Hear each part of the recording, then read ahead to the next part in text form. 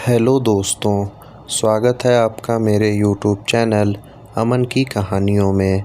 अगर आपको डरावनी कहानियाँ सुनना पसंद है तो आप इस चैनल को सब्सक्राइब ज़रूर करें। ऐसा करने से आगे आने वाली वीडियो आपके पास आसानी से पहुंच जाएगी। तो दोस्तों, अब ज़्यादा देर ना करते हुए हम सीधे चलते हैं अपनी कहानी की ओर। भारत दुनिया के ऐतिहासिक राष्ट्रों में से एक है। इसका विस्तृत इतिहास बेहद रोमांचकारी और अपने अंदर कई रहस्यों को समेटे हुए है। पूरब से लेकर पश्चिम तक और उत्तर से लेकर दक्षिण तक फैली भारत की सीमाओं के अंदर कई ऐसे राज्य हैं जो आज भी सुलझे का इंतज़ार कर रहे हैं। ऐसे ही कुछ राज्य छिपे हैं हिमालय के विशाल श्रृंखलाओं के और गुफाओं में।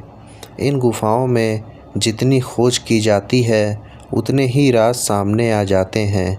हिमालय अपने सीने में अनेक रहस्यों को छिपाए हुए है। जानकर इस बात का पुष्टि करते हैं कि प्राचीन काल से यही यहाँ जिज्ञासुओं और पर्यटकों का आना जाना लगा रहता था। हिमालय भी बर्फीली पहाड़ियों के बीच बसा रूपकुंड भी ऐसे ही रहस्यों को समेटे हुए है जिन्हें सुलझा पाना शायद किसी के लिए भी सरल नहीं है। अभी तक बहुत से वैज्ञानिकों द्वारा रूपकुंड के रहस्यों को भेदने के दावे तो बहुत हुए हैं, लेकिन कोई भी अभी तक वहां रखे नरकंकालों के रहस्य से पर्दा नहीं उठा पाया है। दुर्गम होने के कारण वर्षों तक अज्ञात रहे इस कुंड में 500 से अधिक नरकंकाल बिखरे पड़े हैं। लेकिन बर्फीली झील के पास इतने सारे कंकाल किसके हैं, यह कोई नहीं समझ पा रहा है। वन विभाग के पूर्व अधिकारी मंडवाल वर्ष 1942 से 43 में दुर्लभ पशुओं की खोज करते करते यहाँ पहुँच गए थे। लेकिन जब उन्होंने इतनी संख्या में नरकंकालों को देखा तो उन्हें लगा कि यह किसी दूसरे ही लोक में आ गए हैं। उन्हें साथी तो इस दृश्य को देखकर डर कर भाग गए। साल 1957 से 1961 तक यहाँ कोई शोध परीक्षण किए जाते रहे। लखनऊ विश्वविद्यालय से संबंधित नर्वशास्त्री डॉक्टर D.N. मजूमदार ने भी 1957 में यहाँ से कुछ कंकालों के नमूने मानव शरीर विशेषज्ञ डॉक्टर गिफन को अमेरिका भेजे थे। रेडियो कार्बन विधि के परीक्षण करने पर डॉक्टर गिबन की बात हुआ कि यह कंकाल लगभग 400 से 600 साल पुराने हैं। इन कंकालों के पीछे की हकीकत तो कोई नहीं जानता, लेकिन इनसे संबंधित एक पौराणिक मान्यता जरूर लोग को चौंका देती है। स्थानीय लोगों का कहना है कि एक बार कन्नौज के राजा यशोधवल सेना और अन्य साथियों के साथ नंदा देवी के दर्शन के लिए गए। उन्होंने गढ़वाल क्षेत्र की पावन धार्मिक नियमों और सभी मर्यादाओं की उपेक्षा की। राजा अपनी गर्भवती रानी व दास दासियों सहित तमाम लश्कर दल के साथ त्रिशूल पर्वत होते हुए नंदा देवी यात्रा मार्ग पर स्थित रूपकुंड में पहुँचे। नंदा देवी के प्रकोप के कारण वहां अचानक भयंकर वर्षा के साथ ओले गिरने लगे। अन्य साथियों और सेना के साथ राजा का परिवार भी यहां फंस गया और उनकी जान चली गई। यह नरकंकाल उन्हीं के हैं।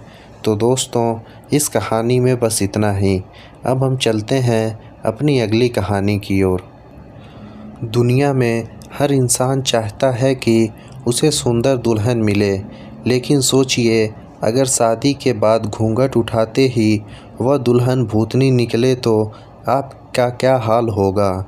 आपका तो पता नहीं, लेकिन भारत के बिहार राज्य के दरभंगा ज़िले में एक नेहरा नाम का गांव है जहां ऐसा ही कुछ हुआ है। आइए आपको पूरे किस्से पर लेकर चलते हैं। नेहरा नाम के इस गांव में स्थानीय लोग बताते हैं कि बहुत साल पहले इस गांव में एक नौजवान की शादी हुई और वो जब वापस दुल्हन लेकर लौट रहे थे तो उस समय में डोली में बैठाकर दुल्हन को विदा करने का प्रचलन था। जब डोली उठाने वाले रास्ते में थक गए तो उन्होंने उस डोली को एक पेड़ के नीचे रख दिया और आराम करने लगे और उनकी आँख लग गई।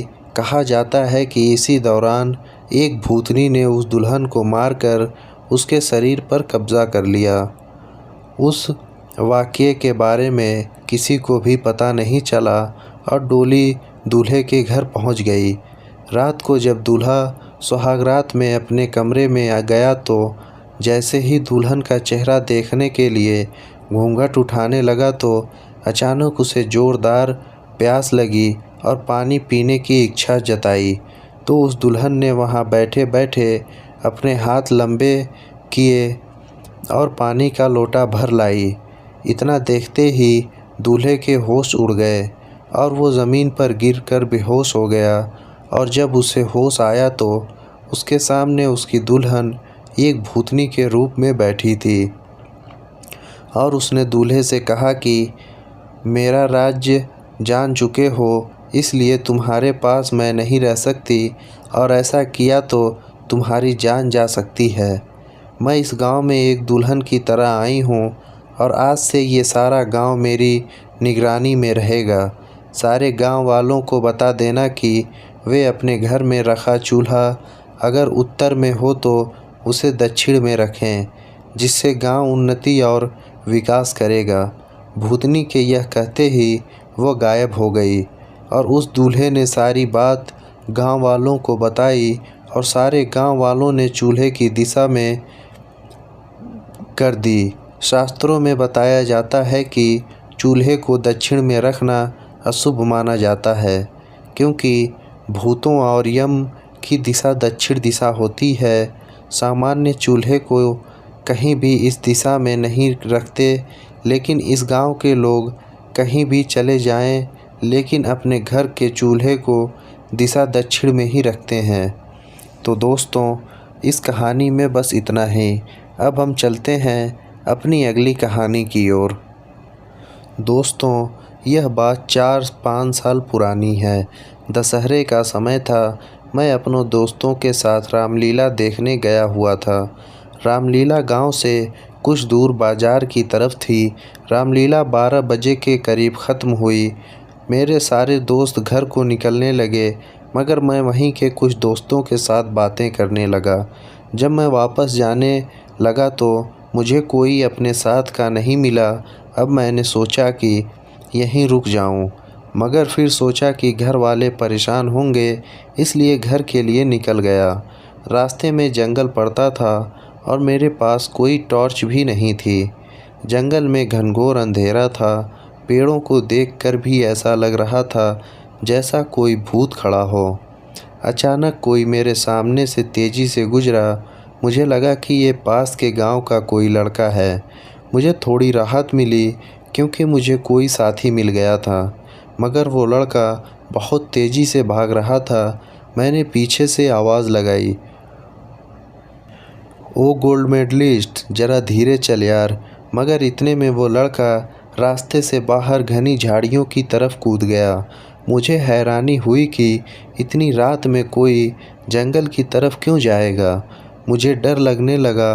मैं तेज़ी से अपने कदम बढ़ाने लगा, मगर मुझे ऐसा लग रहा था कि वो लड़का मेरे साथ साथ ही चल रहा है।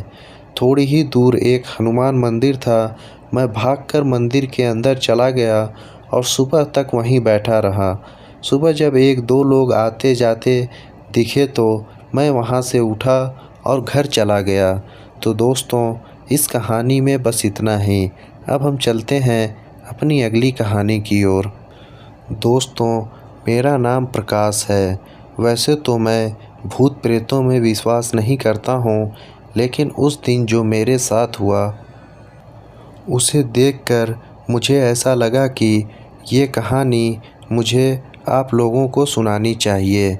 इसलिए मैं ये कहानी अमन की कहानियों को भेज रहा हूँ। एक रात वहाँ पर हम परिवार के 5 सदस्य में मेरी दादी, चाचा चाची और मेरा चचेरा भाई थे और मैं सोफ़े पे सो रहा था और दादी से बातें कर रहा था और चाचा चाची और मेरा चचेरा भाई ऊपरी माले पर बने रूम में सो रहे थे। रात के 10:30 बज रहे थे, तभी मैंने अचानक देखा कि किसी ने गैलरी की बिजली बंद कर दी। जिस रूम में हम बैठे थे वो गैलरी से थोड़ा दूर था और मुझे वहाँ से गैलरी में कुछ नहीं दिख रहा था। यह पक्का करने के लिए मैंने अपने चचेरे भाई आकाश को आवाज़ दी और दूसरी तरफ मुझे हाँ की आवाज़ सुनाई दी। मैं चौंक गया कि वो वहाँ कैसे पहुँच गया, क्योंकि उस गैलरी तक सिर्फ हमारे रूम से ही जाने का रास्ता है। मैंने फिर से तेज़ आवाज़ में उसका नाम पुकारा और इस बार भी वही आवाज़ दुगनी तेज़ी से सुनाई दे रही थी। जब मैंने इसे बार बार सुना तो मैंने बिना डरे उस अंधेरी गैलरी में जाने की सोची और यह देखकर हक्का बक्का रह गया कि वहाँ कोई भी मौजूद नहीं था। अब मुझे थोड़ा डर लगने लगा। मैं जल्दी से वहाँ से भागा और मेरे कमरे में होते हुए आकाश के कमरे में गया और देखा कि वो तो सो रहा था। मैंने उसी समय उसे जगाया और गैलरी वाली घटना बताई। आकाश ने कहा कि मैं तो सो रहा था और मैं नीचे तो आया ही नहीं। मैं यह सब सुनकर डर गया कि यह सब कैसे हो गया, क्योंकि कोई चोर भी हमारे कमरे में घुसे बिना उस गैलरी तक नहीं पहुंच सकता। मैंने सोचा ये सब मेरे साथ ही हुआ, लेकिन अगले दिन चाचा ने बताया कि उन्हें भी कभी आवाज़ें सुनाई देती हैं, लेकिन वो ध्यान नहीं देते। कुछ महीने बाद उन्होंने भी वो घर बेचकर दूसरा नया घर ले लिया। तो दोस्तों, इस कहानी में बस इतना ही। तो ये कहानियाँ आपको कैसी लगी, अपनी राय कमेंट बॉक्स में ज़रूर दें। और अगर आपने ये चैनल अभी तक सब्सक्राइब नहीं किया है तो अभी कर लें। हम फिर मिलेंगे किसी नई कहानी के साथ। तब तक आप अपना और अपने परिवार वालों का ध्यान रखें। धन्यवाद।